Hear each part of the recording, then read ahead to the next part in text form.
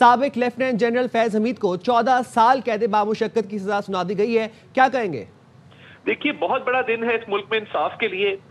اور ایک role of law کے لیے اور ایک ڈیو پروسیس جو 15 ماہ ایک ٹرائل چلتا رہا شفاف طریقے سے ثابت یہ ہوا کہ جو فوج کے اندر انٹرنل اکاؤنٹیبلٹی کا میکنزم ہے وہ بڑا سٹرونگ ہے اور خلاف ورزی کرنے والوں کو سزا بھی دی جاتی ہے۔ تو میں یہ سمجھتا ہوں کہ ایک تو روزے روشن کی طرح عیاں ہے اور irrefutable ایویڈنس ہے کہ وہ بعد از ریٹائرمنٹ جب ان پہ قدغن تھا کہ وہ سیاسی معاملات میں انوالو نہیں ہوں گے، وہ پی ٹی آئی کے ایڈوائزر رہے، وہ چاہے 9 مئی ہو، باقی انتشار کے معاملات ہوں، ایجیٹیشن ہو اسٹیٹ کے خلاف، سازشیں ہوں، وہ تمام کے مرتکب پائے گئے ہیں۔ اس کے ساتھ ساتھ دیکھیے جو ٹاپ سٹی کا کیس تھا،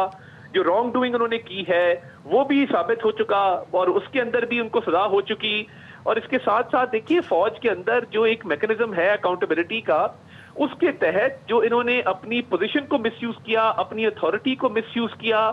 اور اپنے اختیارات کا ناجائز استعمال کیا، یہ تمام چیزیں ثابت ہو چکی ہیں۔ ابھی پولیٹیکل معاملات کی تو مزید انویسٹیگیشن بھی ہوگی اور مزید بھی معاملہ آگے بڑھے گا، بٹ میں یہ سمجھتا ہوں کہ یہ پاکستان کے لیے بہت بڑا دن ہے کہ ریڈ لائنز کراس کرنے والے، لوگوں کے ساتھ ظلم زیادتی کرنے والے، اپنی پوزیشن کا غلط استعمال کرنے والے، سیاست میں اپنے آپ کو ملوث کرنے والے ایک ایسے شخص کو سزا ہوئی ہے اور ایک ٹرائل جو چلا 15 ماہ اس میں بھرپور ان کو موقع دیا گیا کہ وہ اپنے آپ کو ڈیفینڈ کریں اور نہ صرف اپنے آپ کو ڈیفینڈ کریں، اپنے حق میں گواہان کو بھی پیش کریں۔ تو انہوں نے دیکھیے یہ تمام گواہان کے بیانات قلم بند ہونے کے بعد، تمام تر ایویڈنس جو ہے وہ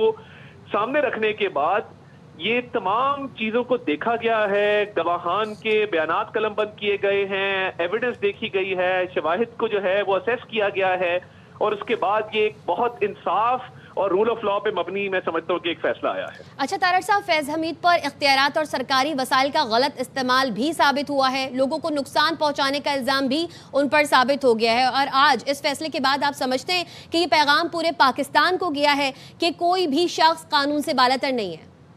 دیکھیے بالکل بالاتر نہیں ہے،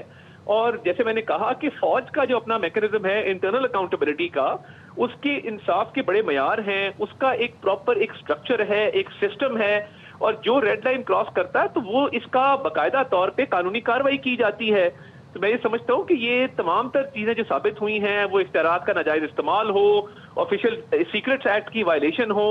وہ رانگ ڈوئنگ ہو کسی بھی شخص کے ساتھ، پولیٹیکل ایکٹیویٹی میں انوالومنٹ ہو، یہ تمام چیزیں ناقابل تردید ثبوت اور شواہدوں کی روشنی میں ثابت ہوئے ہیں۔ اور دیکھیے پی ٹی آئی کے پولیٹیکل ایڈوائزر کے طور پہ جبکہ ان پہ قدغن تھی کہ وہ ریٹائرمنٹ کے بعد سیاسی ایکٹیویٹی میں انوالو نہیں ہوں گے،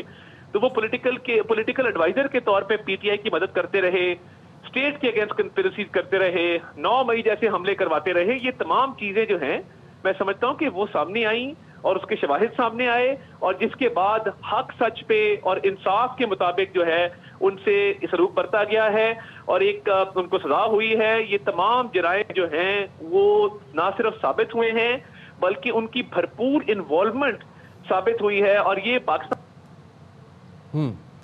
طارق صاحب ہمارے ساتھ موجود تھے، ان کی آڈیو کو ریکنیکٹ کرنے کی کوشش کی جا رہی ہے۔ طارق صاحب یہ بتائیے گا، اب اس فیصلے کے ڈائریکٹ ریپرکشنز آپ بانی پی ٹی آئی پر آتے دیکھ رہے ہیں، آپ کو لگتا ہے کہ ان کی مشکلات میں مزید اضافہ ہو جائے گا؟ کیونکہ یہ ایڈوائزر تھے ان کے، ابھی معاملہ مزید انویسٹیگیشن ہوگی اور یہ باقی چیزیں بھی سامنے آئیں گی۔ لازمی بات ہے کہ انہوں نے بڑا جو ہے پولیٹیکلی ان کو ایڈ ابیٹ کیا، ان کی معاونت کی، اور 9 مئی جیسے کیسز کے اندر بھی دیکھیے ان کی ایک بھرپور انوالومنٹ نظر آتی ہے۔ تو میں یہ سمجھتا ہوں کہ یہ